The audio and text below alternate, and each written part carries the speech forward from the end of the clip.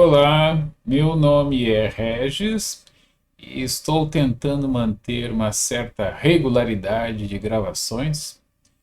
Então, toda vez que eu me visto um pouco mais formalmente para alguma reunião à distância, né, ou para uma aula também remota, eu aproveito que troco o pijama, né, e gravo alguma coisa. Então, hoje é 8 de março de 2021. A notícia do dia é que, segundo eu vi por alto, que eu estava ministrando aulas, né? Foram 3 aulas remotas, mas aí pelo WhatsApp, depois que terminei as 3 aulas, eu vi que parece que o ministro Fachin do STF anulou todo, por questões formais de incompetência do juízo da vara, da 13ª Vara Criminal de Curitiba, Federal, lá do Moro na época, né? Para julgar questões do Lula que não tivessem relação direta com os desvios da Petrobras. Então, como a encrenca pelas quais ele foi condenado parece que tem mais a ver com a Odebrecht, questão de outras questões que não da Petrobras, né? Eu não me lembro mais, né? Muitos amigos meus dizem que é um absurdo, que não tem nada, nenhuma prova, ou que pior do que não ter nenhuma prova, o caso é absurdo, né? Eu não concordo muito, não consigo entender. Também posso dizer que não vi o processo e não tenho assim como opinar, mas eu li várias coisas a respeito e parece que há elementos nesse sentido. Ah, o que eu achei engraçado é que fica cada vez mais difícil de imaginar uma outra alternativa que não votar novamente em Bolsonaro, apesar de todos os problemas que essa pessoa, né, tem. E é um fato muito curioso, muito estranho, porque eu já escrevi várias vezes, né, que eu votei no primeiro turno no Amoedo, né, cara do Partido Laranja, como é que é o nome? É o Novo. Né? Eu, particularmente, não tenho assim muita simpatia pelo Novo, porque eu acho eles muito idealistas. Né? Eles têm uma tendência a ignorar um mínimo de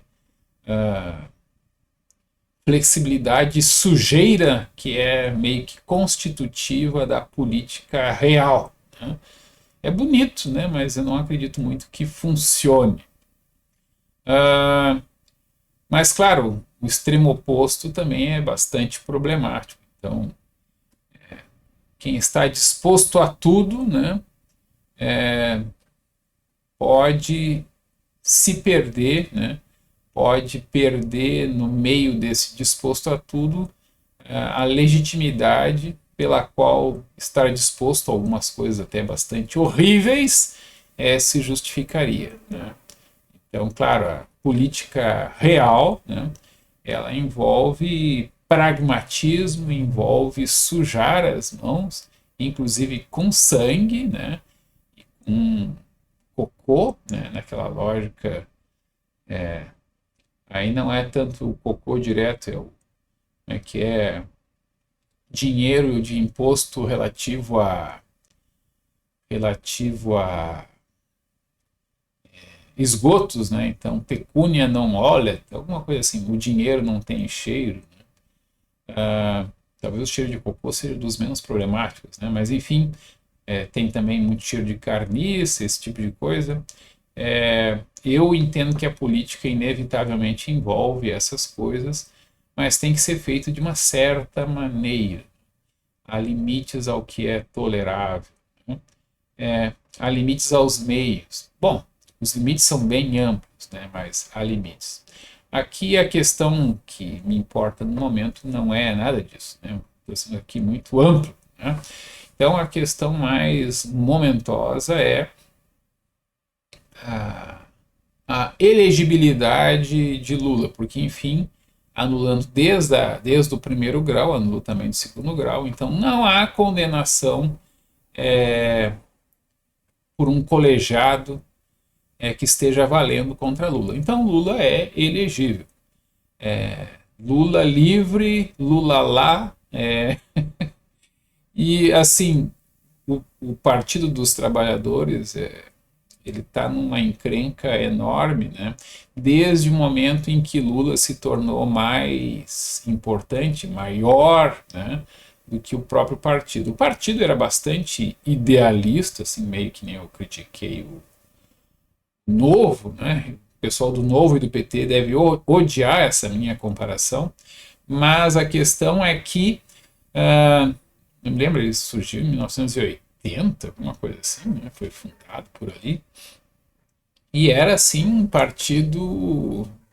Grandes esperanças foram depositadas no PT. E ele chegou ao poder, né? Chegando ao poder aqui em Porto Alegre foi muito engraçado. Eu me lembro do Olívio Dutra ganhando a prefeitura e logo no início ele inventou lá de encampar as empresas de ônibus. E, enfim, não deu muito certo, né? Ou de outro modo, deu bastante errado. Lembra um pouco a única coisa que deu certo, entre aspas, da intentona comunista, né, que foi liberar os bondes, alguma coisa assim, já não me lembro mais também, não. Ele devia ter me preparado mais para começar essa conversa fiada aqui. Mas, então, o PT foi se envolvendo com o poder, foi tendo de, enfim, sujar as mãos, né, com a política real. Pulando, então, toda a questão lá do Lula, depois do Olívio, depois do Tarso, o Lula tentando várias vezes se eleger, né? Tudo isso foi bastante engraçado, nunca votei. Eu votei uma vez no Lula, né? Porque eu estava afim de uma colega que disse que se eu votasse no Collor, ela não ia mais me dar bola, né? Enfim, ela não me deu bola, não me deu sabe-se lá o quê. Mas, enfim, eu achei, então vou votar no Lula contra o Collor. Foi bastante engraçado essa minha decisão. Talvez mostre o meu mau caráter, né? Eu assumo, é o meu caráter mesmo. Hoje em dia eu não faria mais isso, mas porque na época também eu achava muito mais difícil aquilo que eu estava tentando conseguir, e não consegui, inclusive. Mas o que interessa aqui, ó, agora o pessoal está, parece que batendo panela a convite do. Que é aquele pessoal do Kitaguri, né? Contra a ação do Fachin. Né? O que eu posso dizer? Né? Eu acho que o Fachin, de repente, até está certo. Né? Se for analisado do ponto de vista jurídico, talvez, não sei, não houvesse competência, não havia ligação direta e o tribunal, a turma da qual o Fachin fazia parte já estava sistematicamente decidindo nesse sentido. Não tem a ver com a Petrobras, então manda para Brasília, uma coisa assim, né? Para a vara federal, sei lá qual, criminal de Brasília. Então talvez seja certa a decisão do Fachin em termos literalmente, estritamente, aliás, jurídico, dogmático, processual. Parece que o problema foi basicamente processual, né? Mas, claro, o direito processual é um direito altamente importante, a questão do devido processo, né? Então, eu não, a princípio não discordo, acho muito problemático que resolvam dar essa decisão agora, né? Mas, enfim, não analisei o processo, não sei se tem fundamento ou não. Tendo a supor que sim, que está fundamentado. E o mais engraçado é que nas notícias que me mandaram pelo WhatsApp, os jornalistas ressaltavam que o Fachin não tinha conversado com os colegas, né? Isso dá uma dimensão muito engraçada a toda a questão, porque e aí, se ele tivesse conversado com os colegas, isso teria mudado a convicção jurídica dele? E, ao mesmo tempo, o que se espera de um ministro do STF? Decisões estritamente jurídicas? Eu acredito que não, né? Embora haja aqui uma complicação gigantesca, né? A questão do Tribunal Constitucional, ela é política, a função dela é política, e se espera que eles tomem decisões políticas. E aí o problema é em que sentido decisões políticas? Né? Certamente não deve ser política no sentido partidário, né? Que não é a única nem a mais importante dimensão política de decisões políticas.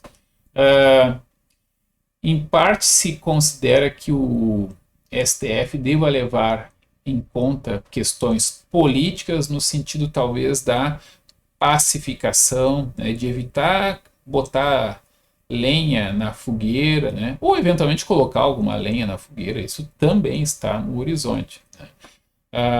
Aqui eu não tenho a menor ideia de qual foi a motivação do Fachin. Ele então pode ter pensado, vou tomar uma decisão estritamente jurídica, né, dogmática jurídica, direito processual, elementar, meu caro, aí não sei se é o Watson, porque não é medicina, né?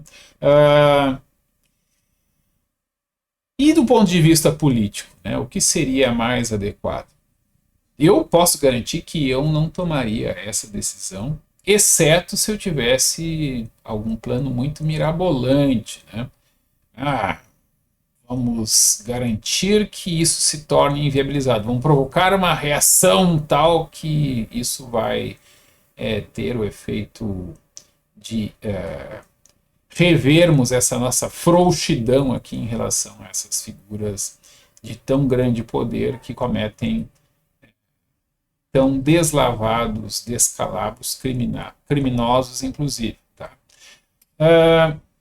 Mas eu duvido que seja essa a posição do Fachin. Pode ser ingenuidade da minha parte. E eu, particularmente, não tomaria esse tipo de risco, né? Exceto se eu estivesse antevendo que esse fim seria inevitável e que naquele momento poderia causar mais confusão. Enfim, parece que esse meu vídeo é para garantir aquilo que não precisa ser garantido, que é nunca me chamem para ser ministro do STF. Né? Eu agirei de maneira jurídica, tem muita coisa que é mesmo, como é que é o beabá jurídico, né? É muito engraçado que as coisas cheguem lá no STF para decidir algumas coisas bem bobas, né? Mas nas questões que são assim, por que isso é de competência do STF? Por que isso eu nem sei se nesse caso aqui do Lula isso tinha que chegar até o STF. Né? Me parece que é muito recurso, muito frívolo, que inclusive estimula que os juízes decidam de qualquer jeito. Né? Até se pode argumentar que talvez os juízes decidam às vezes de maneira má ou polêmica, porque se aquilo for contestado e chegar na apelação ali no próprio estado, ou na região, no caso da Justiça Federal, ou se chegar no STJ ou no STF, ele vai ser mais conhecido. Então, mesmo dizendo alguma bobagem, se ele disser essa bobagem de maneira interessante, ele está fazendo currículo. Né? Se não me engano, o Jobim, né, ele argumenta que quando ele era advogado, ele pegou uma peça, pregou uma peça num juiz. O juiz indeferiu lá um pedido dele, não sei se geral ou interlocutório, E aí o Jobim disse que chegou lá para fazer o embargo auricular. Na verdade, não era embargo, ele foi concordar, entre aspas. Então o juiz tinha escrito uma decisão de, sei lá, 40 páginas para fundamentar sei lá o quê, que era contrário aos interesses do cliente do Jobim. E aí o Jobim disse: Doutor, o senhor me convenceu, eu não vou recorrer. Aí, segundo o Jobim, né, o juiz disse: Não, mas não faça isso. Eu gastei muito tempo fazendo essa maldita fundamentação aí, e se o senhor não recorrer, não, não vai ter o destino que eu queria. Eu queria que essa decisão chegasse até os meus chefes, entre aspas. Não há uma relação de hierarquia de mandar, né? Mas há. Né? Então, no chefe, no olheiro, enfim, ele queria ser visto pelos desembargadores.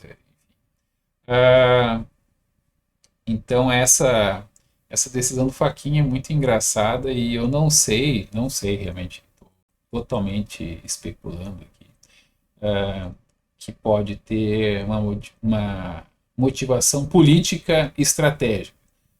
Pode ser que seja simplesmente uma interpretação viável, adequada, de que o papel dele ali, apesar de ser o STF, naquele caso era realmente uma avaliação processual, né? E ele verificou, né, que, de fato, como foi apontado, como foi talvez demonstrado, não sei que peças chegaram até ele, ele então pôde perceber, né, que, enfim, às vezes a coisa está ali, mas ninguém chama atenção adequadamente e não se descobre. Isso realmente acontece.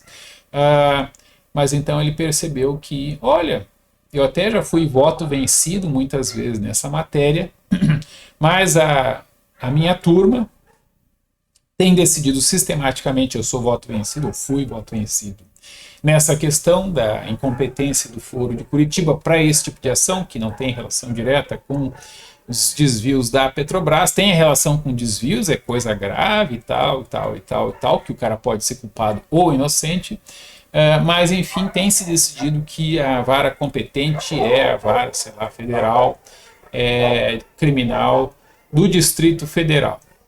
Pode ser, né? Eu penso que o que me toca aqui é basicamente o embretamento de que parece que eu vou votar de novo nessa figura tragicômica, para dizer o mínimo, que é Bolsonaro. O Lula, né? O Lula não é assim uma pessoa de todo má, ele talvez não é nem um governante de todo mal. Né? Eu até gostei do primeiro ano do governo do Lula, 2003, né?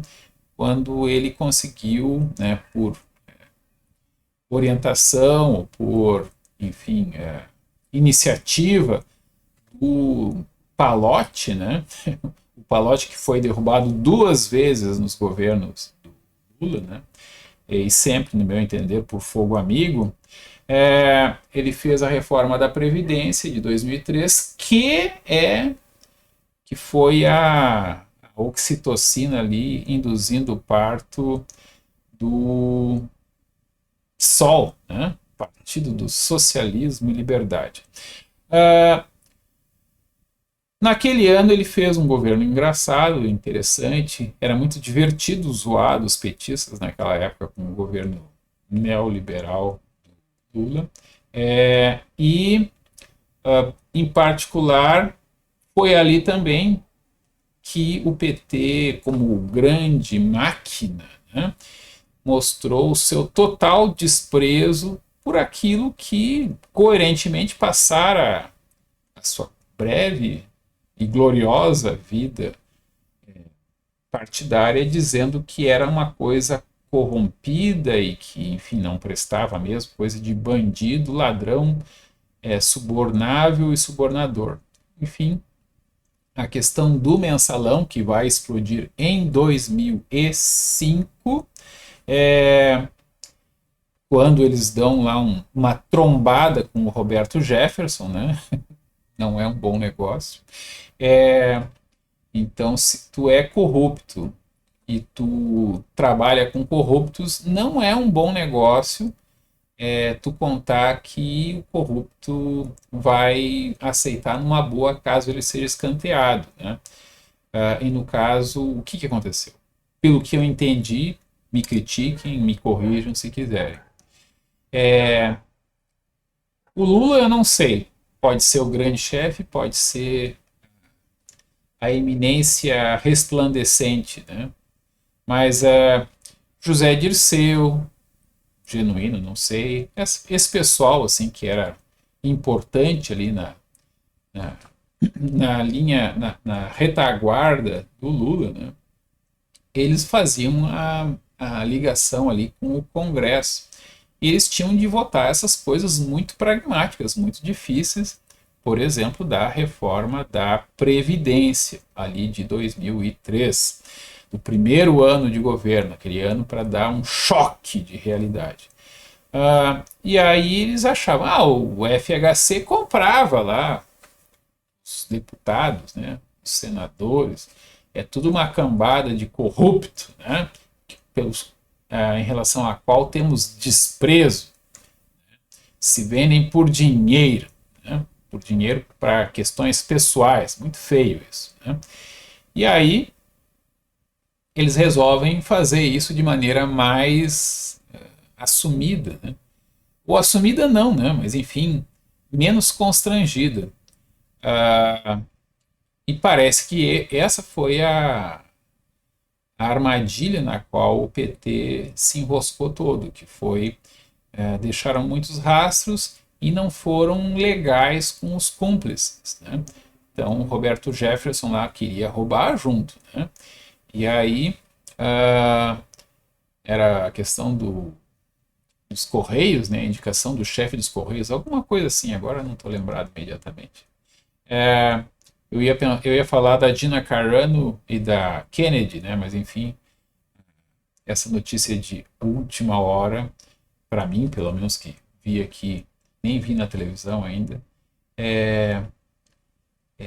essa questão me tomou. E aí ficou esse rabo preso. Em 2005 vai ter essa briga louca com o Roberto Jefferson, né? É muito perigoso tratar mal os cúmplices, né? E aí o Roberto Jefferson ele faz o impensável.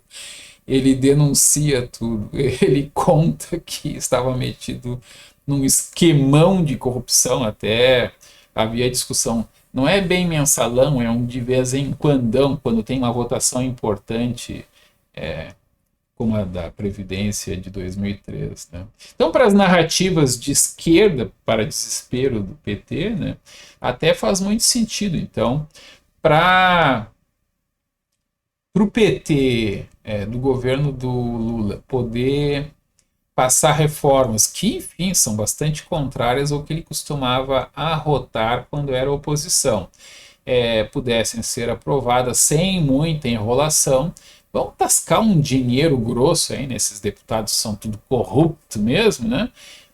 E fica tudo bem. Fizeram isso, foi bem operacionalizado, agora vamos ver se o Fachin vai cancelar a reforma da Previdência de 2003, porque tem um vício na origem ali.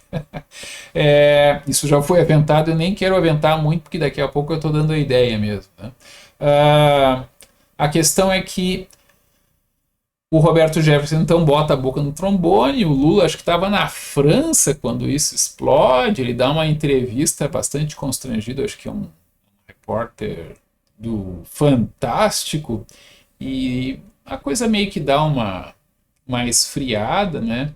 Ele dobra a aposta e começa a ser muito mais querido com o Congresso, né? Com os congressistas, com as pessoas que poderiam votar o impeachment dele, né? E vai até o final do segundo mandato, inclusive lidando bastante bem, por exemplo, com a crise, com a bolha imobiliária americana, que acaba se tornando de todo todo o hemisfério norte rico, né?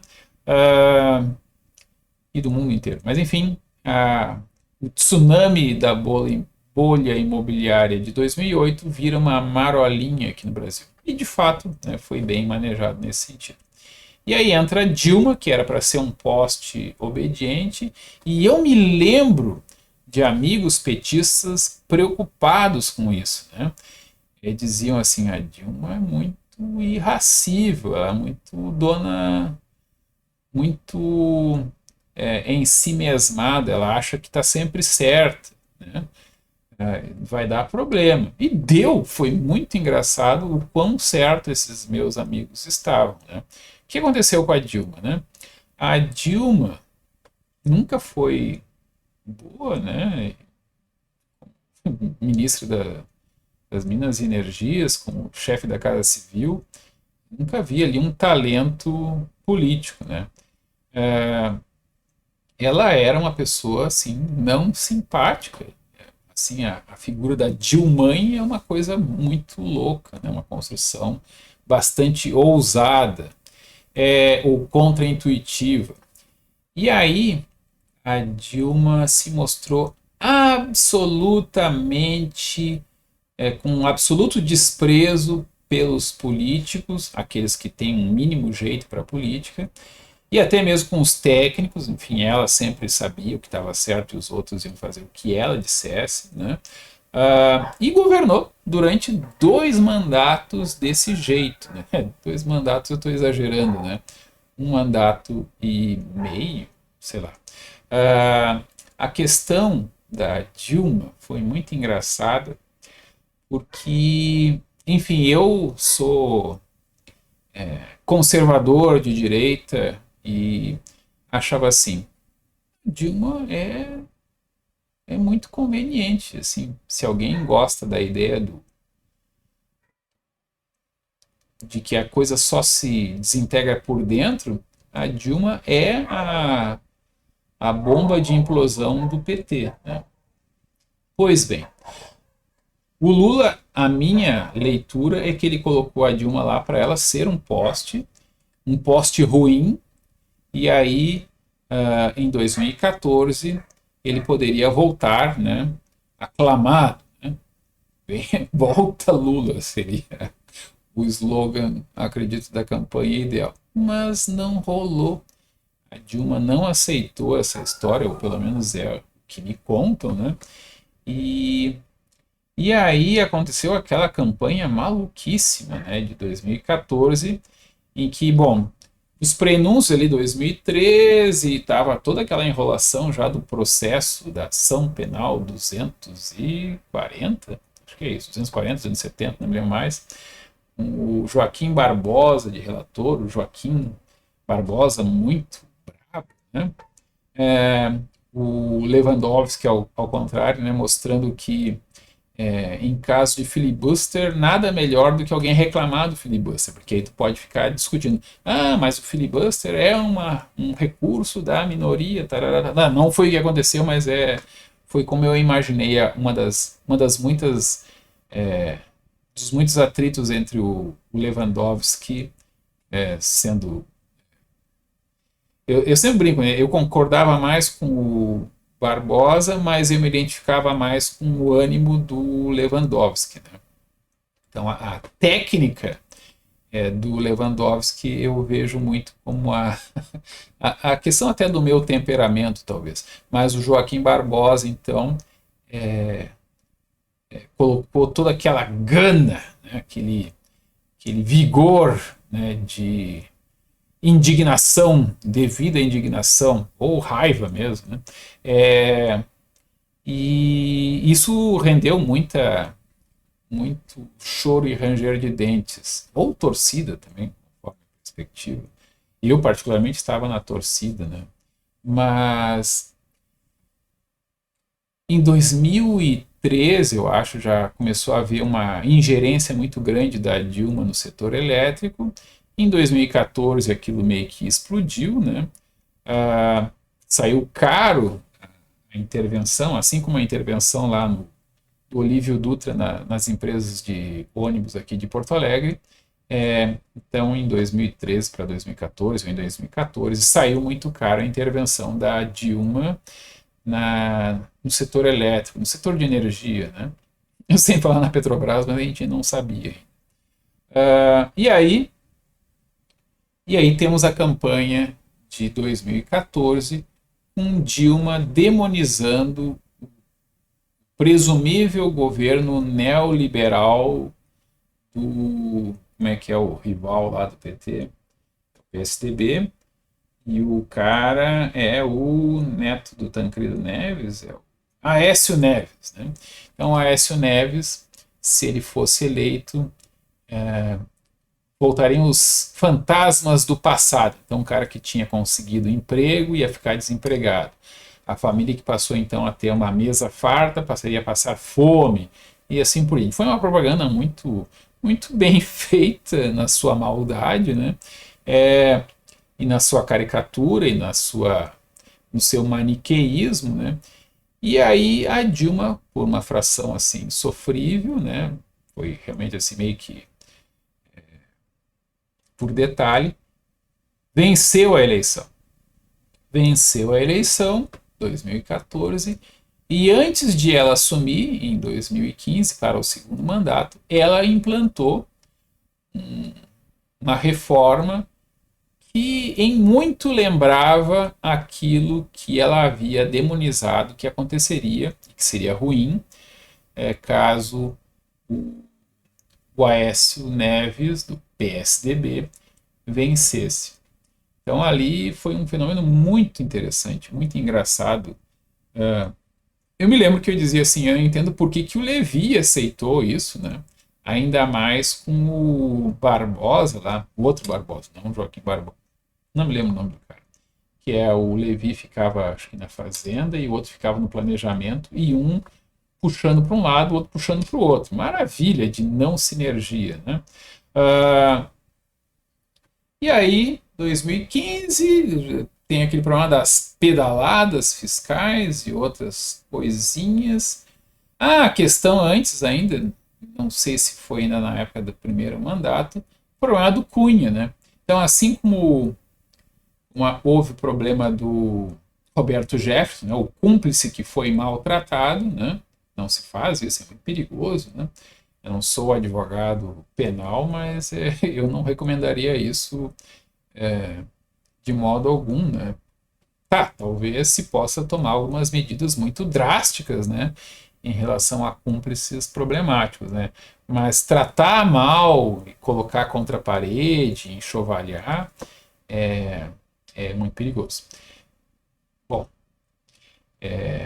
no caso, a Dilma então vai ter uma aposta radical. Eu nem me lembro qual era o candidato que era do PT para substituir o presidente da Câmara, mas ela aposta tudo contra o Cunha, né? E aí ela cria um inimigo que vai causar muitos problemas para ela. Não me lembro se já no primeiro mandato ou se é típico só do segundo. O fato é que lá pelas tantas tem aqueles escândalos da Petrobras e tudo mais, né? Eu acho que já estava envolvido aí, e o Cunha então aceita o impeachment e a Câmara autoriza o Senado a julgar, e o Senado julga. E o Lewandowski, né, personagem importante para o bem ou para o mal, estava lá como presidente, acho, do STF, a funcionar como o juiz do tribunal do júri, no caso, o juiz togado da, do Senado, julgando então o impeachment, né? E aí, com o apoio dos que eram contra a Dilma e dos que eram a favor da Dilma, surgiu aquela monstruosidade de pegar um pouco da lei anterior, que não tinha sido recepcionada nesse aspecto pela Constituição de 1988, e fatiaram a pena da Dilma. Eu brinco que não foi golpe o impeachment da Dilma até este momento, porque quando, até podemos rever isso, né, já que vamos rever essas coisas, quem sabe a gente anula o impeachment da Dilma. Por que que foi golpe, né? Ou em que momento e por que então foi golpe com o fatiamento? Porque com o fatiamento, é o meu argumento desde aquela época, ficou uma pena mais leve. Então se acenou para os senadores que eles poderiam votar com a consciência mais leve, porque a pena não era assim tão pesada. Ela perderia a presidência, né? Mas ela não perderia os direitos políticos, né? Ela poderia concorrer novamente caso ela quisesse. Bom, ela concorreu e parece que não foi eleita, né? O pessoal brinca que ela não seria mais eleita nem para síndica de prédio. Pela minha experiência, talvez ela fosse eleita para síndico de prédio, porque às vezes ninguém quer ser síndico. Mas, enfim, ela foi empichada de maneira golpista, porque se deu uma facilitada. Se disse, não vota, porque até a pena não vai ser assim tão pesada. Ela só vai perder a presidência, que ela nem consegue governar mesmo direito, né? Então vamos fazer um bem para ela, né? Então esse argumento que meio que induziu os senadores a votarem porque era uma coisa mais leve, né? Por esse aspecto se caracterizou um golpe. Digamos assim, o paradoxo de que amenizar a pena para que ela fosse mais palatável para quem tinha que votar pela, pela condenação, isso, no meu entender, caracteriza fortemente como golpe. Então fica aí a minha proposta, né? Estão revendo aí a competência do Foro de Curitiba em relação a Lula. Quem sabe a gente anula também o impeachment da Dilma, né? Seria algo bem interessante, bem curioso, né? Até fico imaginando quais seriam as repercussões, né? Acho que nenhuma, na verdade, é meio que de zoeira, né? Mas parece um momento adequado. E aí a Dilma é empichada e entra o Temer. Grandes esperanças eu depositei em Temer, né? O Temer, eu admiro muito o Temer pelo estilo dele, as charges que associavam ele com um vampiro, né? Eu achava muito legal isso, acho que era uma imagem carinhosa que se tinha dele, né? A tentativa era de desqualificar, mas tinha um efeito estranhamente oposto, pelo menos na minha perspectiva. A questão dele, né, com a Marcela, alguma coisa assim, o nome da mulher dele, que é muito mais nova, né? Tem um meme muito engraçado que é ele, sei lá, com seus 30 anos, né? E aí diz assim, a tranquilidade de quem sabe que a patroa nem nasceu ainda. Achei muito engraçado. E ele estava também fazendo uma reforma importante, uma reforma da Previdência, se não me engano. Várias reformas, né? Tinha perspectiva de uma reforma também administrativa, sempre tem essa perspectiva.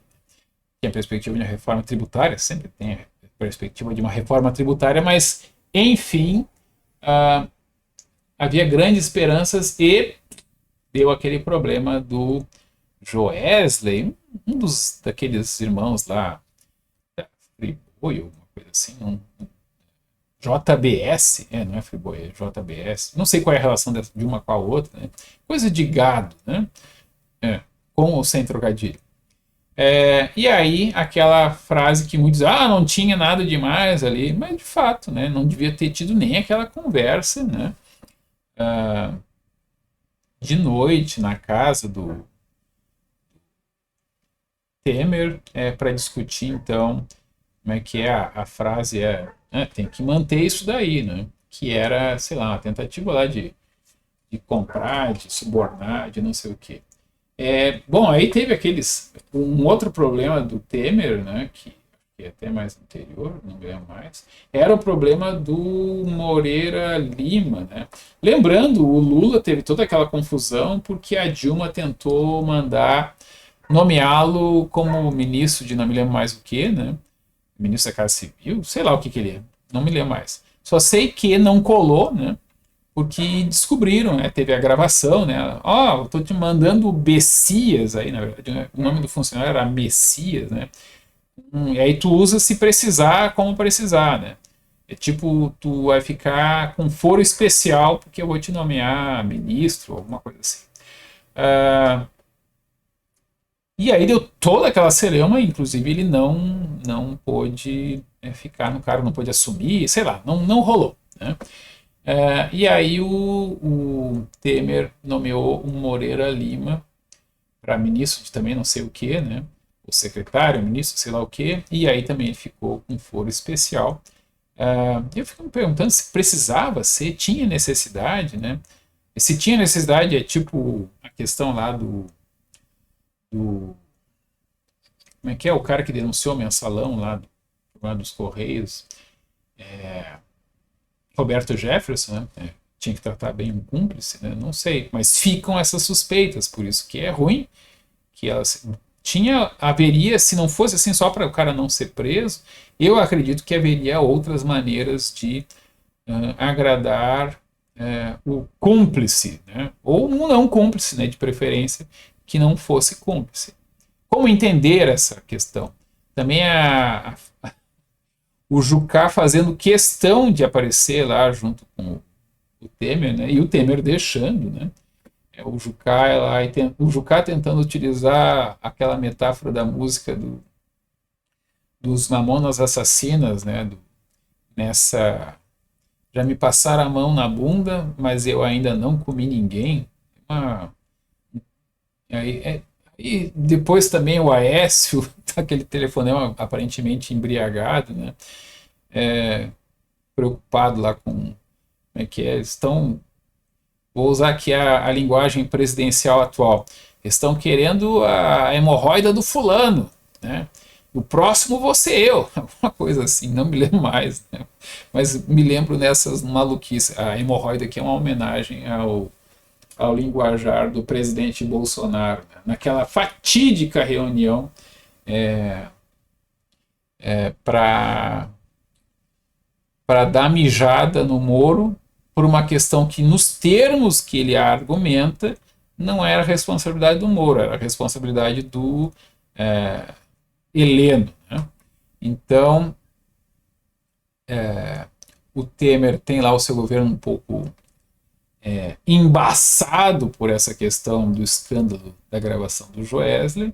Esse escândalo, toda a questão da delação do Joesley com aquele procurador da República que acaba tentando virar advogado da equipe de defesa, um consultor, é uma coisa tão bagunçada, tão misturada. Agora, mais recentemente, o Moro, né, resolve ser consultor da Odebrecht, alguma coisa maluca assim. É quase inacreditável que essas coisas ocorram, se repitam, né? Tanto à direita, quanto à esquerda, quanto ao centro, contra baixo, contra cima, né? Essa maçaroca que não há bússola política que oriente muito bem. E agora, então, hoje, dia 8 de março, dia da mulher, dia internacional da mulher, né? Eu gravei há alguns dias com a Bruna Frascola, o Aurélio Schomer, entrevistamos a Bruna Frascola, que está lá no canal do Aurélio Schomer. Ficou muito boa a entrevista, porque eu e o Aurélio conseguimos nos controlar e não interruptamos a Bruna Frascola, né? Não fizemos omismo. Aqui é o antimachismo estrutural, né? O anti-homem. Eu não vou pedir desculpas nem nada, mas eu vou zoar dos que pedem desculpa.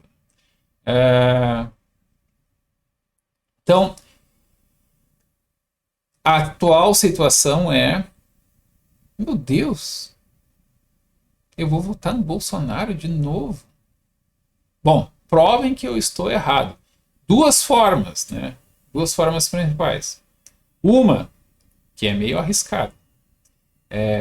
Já que a gente já está liberando o Lula, né? Podemos, de repente, até, quem sabe, anular o impeachment da Dilma, né? Quem sabe se impeacha o Bolsonaro, ou se faz alguma outra manobra que torne Enfim, se é para ser criativo, a criatividade pode ser além daquilo que eu estou imaginando. Né? Alguma coisa que diga que ele não pode ser, ele não pode se candidatar. E vamos ver o que acontece. Outra alternativa, né? Ah, não, essa eu não posso falar, né? Porque dá problema. Uma terceira alternativa seria então colocar um candidato contra o Bolsonaro, mas que não gerasse aquela vontade de votar no Bolsonaro. Então, é sempre brinco. Olha, o Ciro Gomes não é um candidato moderado, não é uma terceira via. O Ciro Gomes é um coronel do Nordeste, né? Autoritário e não é mais ou menos homofóbico, machista, autoritário do que o Bolsonaro ou do que o Lula, né? Os três é um problema geracional de gente mal educada, né? No caso do Ciro Gomes, ele tem uma certa educação formal boa, né? Mas não adianta, o temperamento e a arrogância predominam. Né? No caso do Lula, né, ele tem realmente a desculpa de que ele é uma pessoa do povo. Ele é o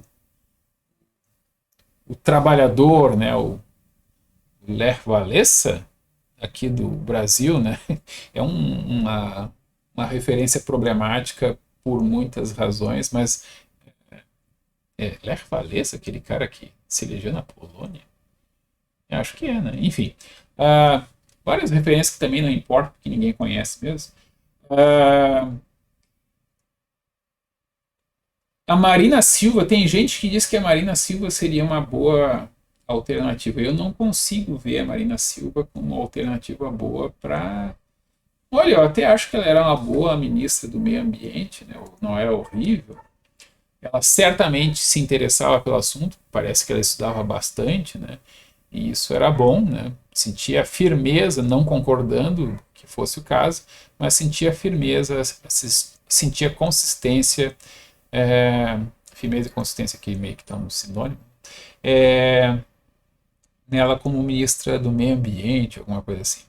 Mas como candidata à presidência, eu dizia que ela tinha o defeito do Collor, né? Ela tinha muita convicção e pouca negociação, mesmo problema da Dilma também.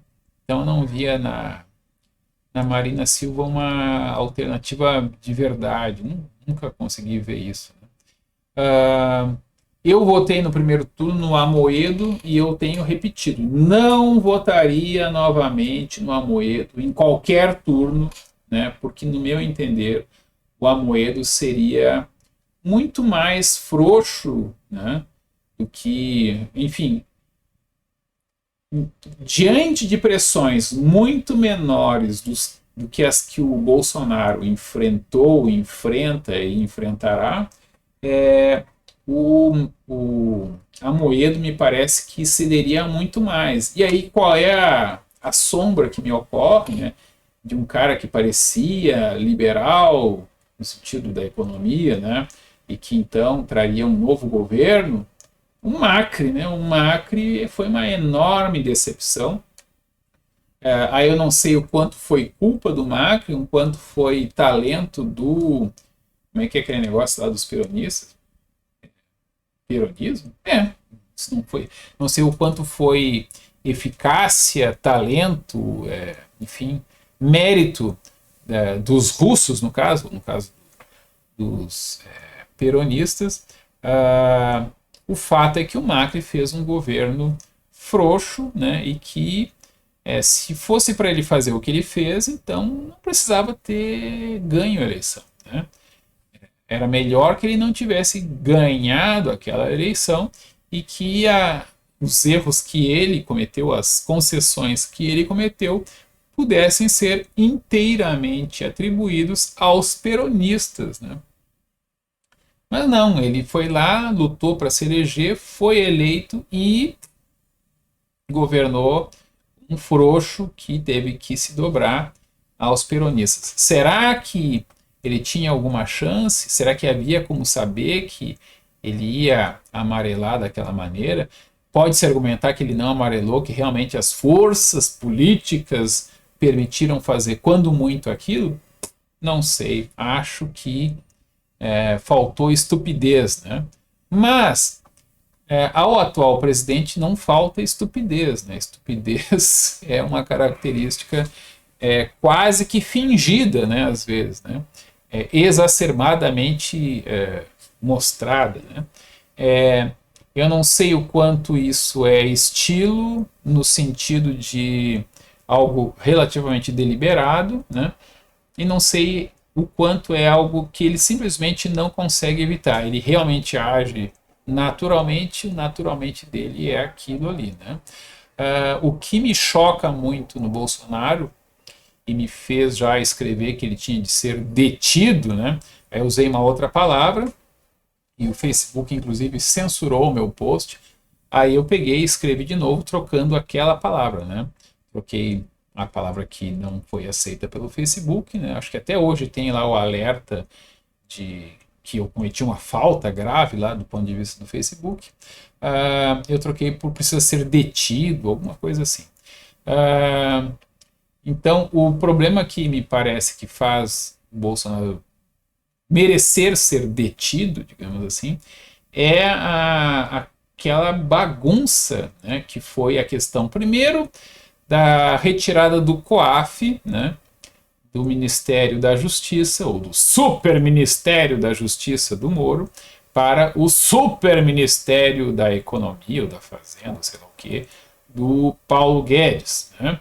Ali já houve uma impressão de que havia uma manobra do governo, da presidência, para proteger o filho lá, o atualmente senador, se não me engano, né?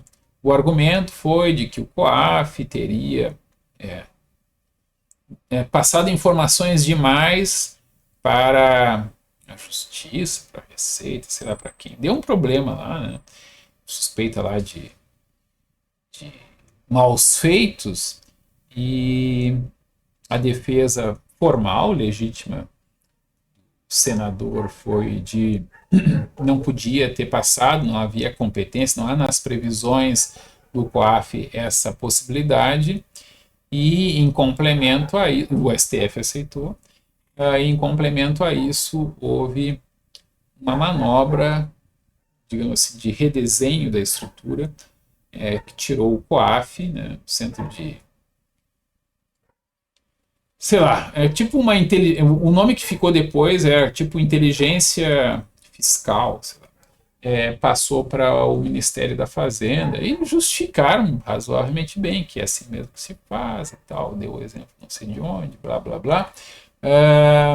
O que nos interessa, o que me interessa, o que me repugnou ali foi a impressão de que foi uma armação para preservar, para deixar assegurado que não haveria uma investigação mais aprofundada e mais inconveniente para o filho senador. Não satisfeito, aquela questão de tem que trocar não me lembro qual é o nome do cargo lá, que é o cara da cúpula da Polícia Federal, né? Moro teria sido reticente em relação a isso, e aí tem aquela reunião muito engraçada, a reunião da hemorroida, né? E o esporro lá, né? A questão é que aquele esporro, em tese, não era para o Moro, né? Se o problema é que a inteligência não está funcionando, isso não era da competência do Moro, isso era da competência do Heleno, né? Assim, o que legitimamente se poderia tentar mexer na inteligência, buscar informações e tal, isso era da competência do Heleno. É o Heleno que controlava mais diretamente a ABIN, né? Era o Heleno que recebia e podia pedir tal relatório, sei lá, da Polícia Federal, né? E dentro da competência dele, se ele tivesse que dar um esporro lá e dizer que não é isso, tem que me dar isso, isso, isso, isso, e eu quero isso, manda por escrito, né? Se fizer tudo às claras, ainda que com sigilo de não sei quantos anos, vai dar tudo certo, não é mesmo? Afinal de contas, está pedindo aquilo que pode e deve pedir. Mas parece que não era isso, não era essa a questão, né? Então, há toda uma carraspana, meio que generalizada, mas olhando ali para o Moro, né, em alguns momentos. Ah, e, mas se fosse o que estava sendo alegado, a carraspana tinha que ser para o Heleno, não para o Moro. Aqui tu imaginou onde é que estaria um e outro, né? Ah, e depois, as explicações, depois que o Moro, então, chutou o balde, né? Quando o presidente se explica, né? A gente não tinha ainda acesso àquela gravação da hemorroida. É, quando ele se explica, ele só comprova que parece que as acusações que o Moro fez são verdadeiras. O objetivo dessa bagunça toda, né, é ingerência sobre a Polícia Federal, a Superintendência, sei lá, Geral. Tinha um problema com a Superintendência do Rio de Janeiro e tinha um problema lá, não sei qual é o nome do papel, do diretor-geral da Polícia Federal, se não me engano. E aí eles colocam o cara, não me lembro, o diretor da ABIN, colocam ele na tal de Direção-Geral da Polícia Federal. Não faz sentido nos termos das alegações oficiais, né? Então, essa é a minha grande bronca com o Bolsonaro, que é a aparente disposição dele de proteger os filhos, quando a princípio não precisa proteger tanto, né? Que se tenta fazer tempestade de qualquer notícia a respeito do presidente, da família do presidente, disso eu concordo, né? Acho que tinha até uma história, como é que era? Tinha uma história escabrosa de traição, eu não me lembro mais aqui, não quero fazer curto-circuito com as lembranças do escândalo do Collor, né? Mas enfim, difamação, né, é uma coisa constante, né? Eu brinco sempre, né? Por que um presidente ou um político em geral tão ruim, com tantos problemas, com tantos defeitos, por que exploram os defeitos que não são muito específicos, ou não são muito graves, ou nem são defeitos que ele tem? Bom, a explicação é simples, né? Uma, se pega os efeitos verdadeiros ou não, que se acha que vai ter mais efeito apontar, né? E outra, que para algumas pessoas, realmente, algumas coisas que eu acho que não são defeitos, são diferenças de opiniões legítimas, normais, recorrentes, né? Mas o grande problema, então, do Bolsonaro como presidente é essa questão dele com a família, né? Possivelmente ele pode ter também envolvimento, não sei. Jamais diria que o Bolsonaro é santo, né? Também não vou dizer que ele é culpado, não sei, realmente não sei. Como ele é uma figura pública muito importante, eu estou completamente à vontade para especular que sim, que ele, se não é diretamente corrupto, coisa que ele talvez também seja, ele tem uma forte tendência a ser corrupto para proteger os filhos. Aqui é corrupto no sentido de estar disposto a fazer o errado, claramente errado, de maneira muito mal disfarçada, também tem esse problema, né? De maneira muito explícita, muito sincera, né? Muito humana, de pai. Mas enfim, está errado, não pode fazer essa proteção toda. Toda a família da política, né? Pelo menos os que são da política não pode tentar proteger desse jeito, tem que deixar CF, como ele diria, sem suprimir as letras seguintes.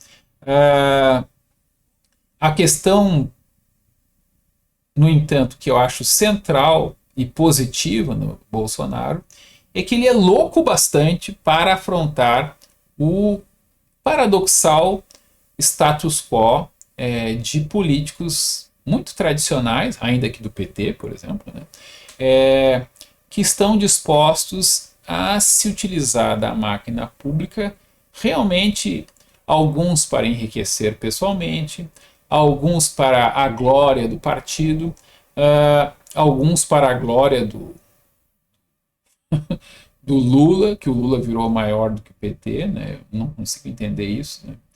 Assim, tenho vaga noção, constato o fato, mas não tenho uma clareza muito grande de por que foi feita essa opção, né? Para mim é um mistério.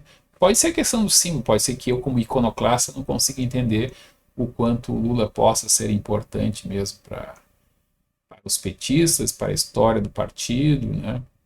Vamos morrer abraçados a esse símbolo, né? Pode ser por convicção sincera, vai saber, né? Para mim é tudo. Eu sou um agnóstico nessa questão. Mas uma coisa muito positiva do Bolsonaro, então, é que ele tem disposição, ele está disposto a se queimar, ele não está dando bola para o que o pessoal de esquerda, o pessoal petista, o pessoal que foi petista e agora é meio envergonhado de dizer, ou agora talvez esteja voltando a ter orgulho, né? Vai saber. Ele não tem muito problema em afrontar isso. Isso eu acho muito positivo. Tá?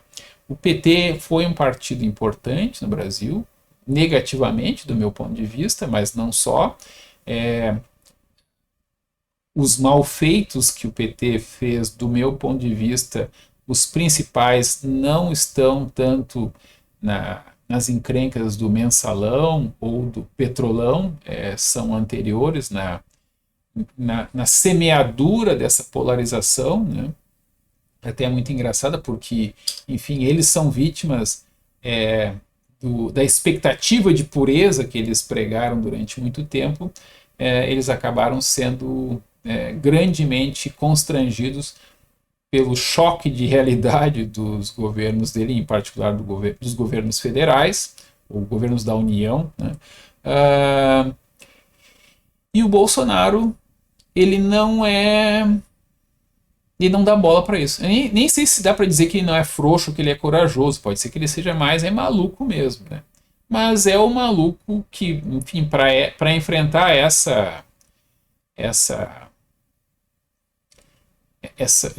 esse pensamento único, que tendo um pouco de ironia de situação, que se instalou na imprensa, na academia, no bom mocismo em geral, né? Bom mocismo político, né? Bolsonaro parece ser a única pessoa maluca o bastante para enfrentar. Eu não sei, eu estou gravando agora e o Bolsonaro pode estar botando os pés pelas mãos, como não é nada de me espantar, né? Se o Bolsonaro cometeu, sei lá, algum deslize e conclamou o pessoal para matar os petistas na rua, eu não vou ficar surpreso se ele disser uma barbaridade dessas, né? Eu sempre torço para que ele não diga, e se ele disser, claro, vou ser contra e vou ser a favor do impeachment, né?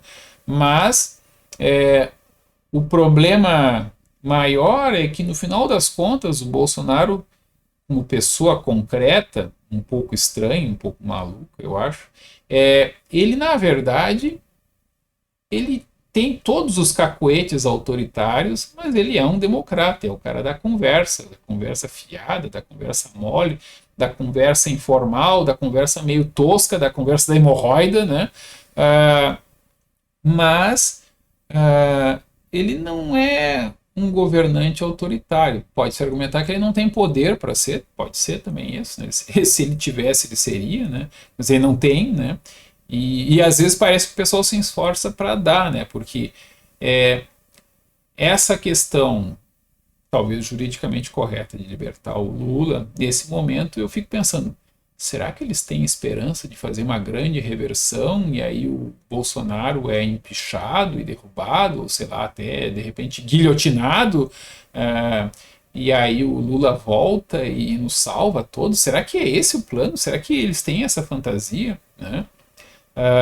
Será que a gente vai se envolver numa encrenca do tipo, é óbvio que não ia dar certo, né? Inclusive o pessoal reagiu de maneira desproporcional, era só uma cambada de guri, ou no caso de uns velhos, né? Minha idade, né?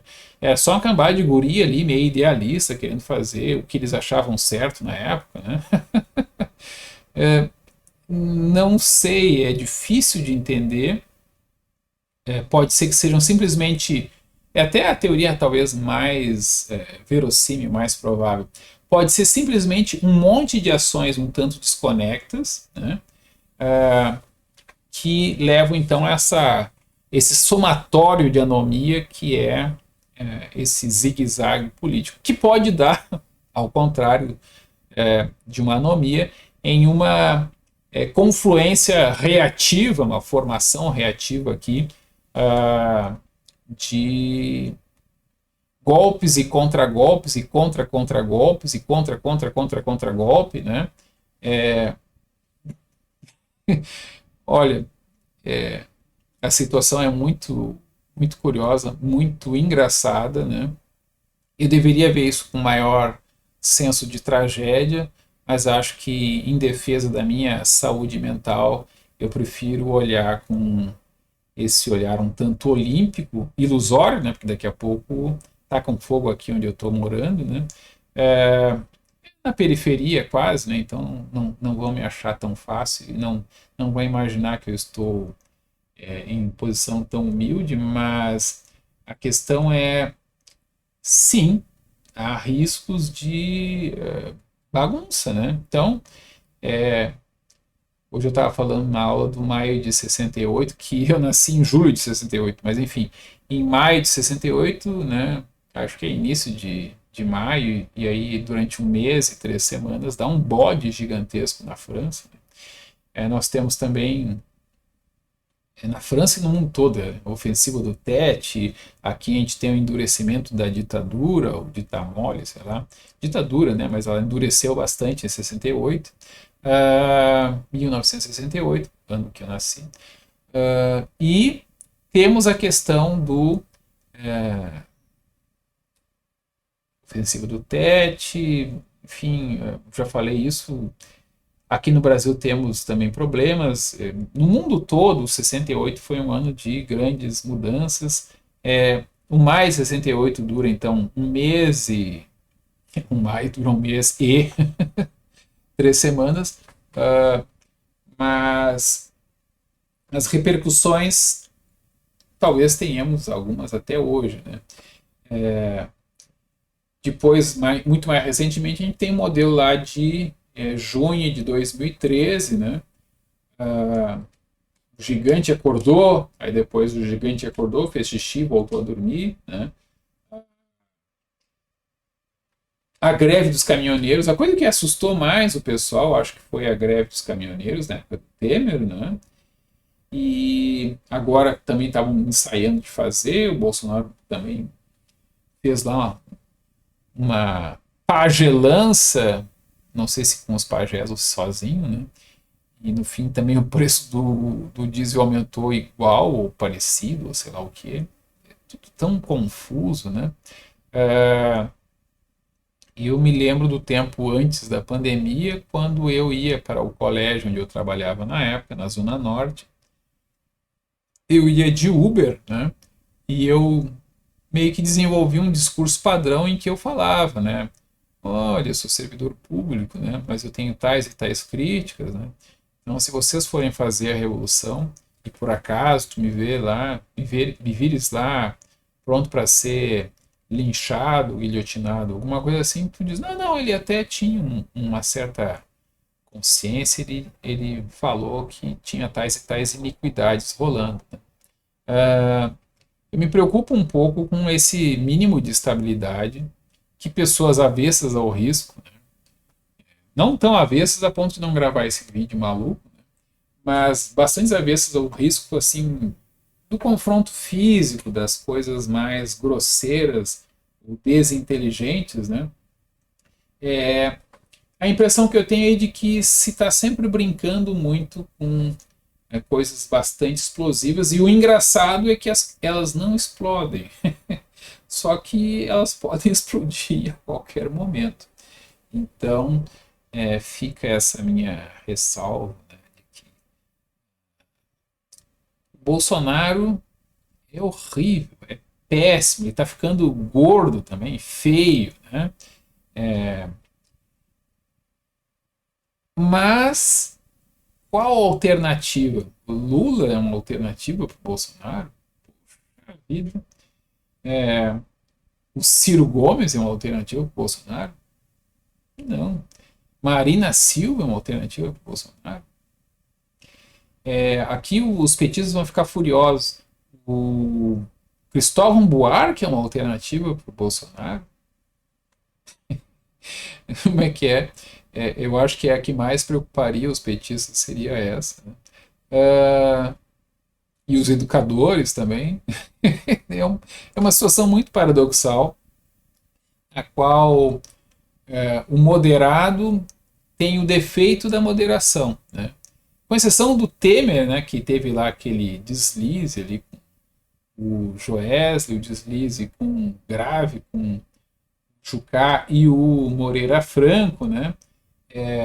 Eu esses dias fiz um post zoando volta Temer, né? Era um post da Dilma, né? Zoando da forma de raciocínio da Dilma, dizendo: fique em casa, exceto se tiver de ir a algum lugar, né? Então, volta Temer é um paradoxo aqui recorrente de que, diante de opções tão ruins, né, o Temer parece que é a coisa menos deslocada, mas aí fica aquela preocupação, quem será o vice do Temer, né? Então, o mais provável que eu vejo é, se não forem tomadas medidas mais extremas, que tem o risco de provocarem também medidas extremas reativas, né? O mais provável é que em 2022 pessoas moderadas, do meu ponto de vista, talvez radical do ponto de vista de outros, acabem votando nessa metamorfose explosiva ambulante que, de modo geral, é bem pacífica, né? Xinga bastante, fala na hemorroide e tal, mas é bastante suave, né? Ele é tosco e grosseiro nas palavras, ele é bastante errático, né? Vai para um lado, vai para o outro. E aí o paradoxo é, por não ir muito para lado nenhum, ele fica estranhamente numa posição intermediária, meio nem fede nem cheira. Fede e cheira muito, né? Com as suas palavras, com o seu gestual às vezes, com a sua postura física, com seus olhares assustados. É muito engraçado como o Bolsonaro não disfarça constrangimento e não consegue, né? Então, a despedida dele lá daquele que era o Weintraub, né? Muito engraçado como o Weintraub estava super contente e o Bolsonaro estava totalmente sem graça. Muito engraçado isso. Muita gente admira o Bolsonaro por essa capacidade dele de ser transparente, né? Só que a transparência nem sempre é boa conforme o que tu tem para mostrar. Mas enfim, o Bolsonaro, por exemplo, na questão da pandemia, né? Como todo mundo resolveu tomar medidas um pouco extremas e ruins, a erraticidade do Bolsonaro colocaram ele estranhamente numa posição razoável. Ele não tem nenhum mérito praticamente para ser razoável nessa encrenca complexa, né? Mas ele me parece menos errado do que figuras tidas como muito sensatas, tipo a Angela Merkel. Angela Merkel, né, na questão da pandemia, primeiro foi lá com a questão da imunidade de rebanho. Entre 60% e 80% da população alemã vai ter que ter a Covid-19. Depois, não, vamos dar uma segurada. Depois, vamos usar máscaras. Depois, vamos nos vacinar, mas não com a vacina como é que é? AstraZeneca, né? Eu não vou me vacinar porque eu tenho 66 ou 67 e a indicação é até 65. Uma série de... Imaginem o Bolsonaro dizendo alguma coisa desse tipo, como é que isso seria explorado? Bolsonaro, mais uma vez, ataca as vacinas, gerando desconfiança na população em relação à vacina, no caso, a vacina da China, né? Mas lá na União Europeia a bronca é com a recém-divorciada Reino Unido, né? Então, lá pode. Aí, aqui no Brasil, o pessoal é anti-vacina, mas na verdade eu acho que tem mais gente, não anti-vacina, mas reticente em relação às vacinas disponíveis na França e talvez na Alemanha do que no Brasil, proporcionalmente. Talvez eles vacinem mais rápido, não sei, não tá rápida a vacinação lá. A vacinação parece que está mais rápido na Inglaterra, que na verdade tem tido números muito piores em termos de mortes por milhão de habitantes do que o Brasil, né? Não que haja mérito o Brasil de estar abaixo de alguém que está mal, né? Mas enfim, há toda essa polarização de versões na qual o Brasil está mais ou menos na média. Eu já vi gente dizer assim: ah, então tu acha que é bom estar na média? Tipo, tínhamos que estar muito bem, né? Tá, e aí quem é que está muito bem, né? Ah, porque a Nova Zelândia, tá, Nova Zelândia é grande, né? É bem vazio, tem pouca gente lá, e é um conjunto de ilhas bastante isolável, né? Não é um conjunto de ilhas bastante não isolável como o das Ilhas Britânicas. Eu não sei, são comparações problemáticas. A Austrália, de novo, né? Não um conjunto de ilhas, é um continente inteiro. Dizem também que agora a Nova Zelândia ela é um continente, um sexto continente, mas e é maior que as pessoas pensam. É mais ou menos o tamanho da Grã-Bretanha, que talvez então a Grã-Bretanha seja menor que as pessoas pensam. Mas a questão o Brasil não está mal. Claro que os nossos problemas a gente vê de perto, são os nossos problemas, a gente tem que se preocupar com eles e nada os atenua no que eles efetivamente são ruins, isso é fato. Mas não estamos pior, né? Sei lá, a Argentina, que se cuidou tanto, né? A Argentina apostou pesado no isolamento e deu certo por um tempo, né? Mas depois pegou uma população que basicamente não havia tido contato com o vírus, que era a situação inicial, né? E aí morreu muita gente, né? Então, não morreu proporcionalmente muito mais gente, não morreu mais gente do que no Brasil, mas ficou muito perto. Aí, para dizer que o Brasil está muito mal, fica complicado, porque tem países que estão pior, tem países que estão melhor, há uma certa aleatoriedade, não tem uma relação muito clara e muito direta com as ações tomadas pelos países. Ainda tem até hoje gente polemizando que a Suécia se deu mal. A Suécia não se deu mal. Os números da Suécia são um pouco piores do que os dos outros países do entorno da Suécia, mas a estratégia de lockdown, né, de restrições mais suaves ou mais pontuais, não se mostrou terrível, né? Ao contrário, se mostrou boa, e é aquela questão da falsa dicotomia: vamos salvar vidas ou vamos salvar a economia? Bom, se a economia for muito lesada, né, de onde é que virá a produção que a sociedade precisa produzir para sustentar o sistema de saúde? Essa conta não fecha.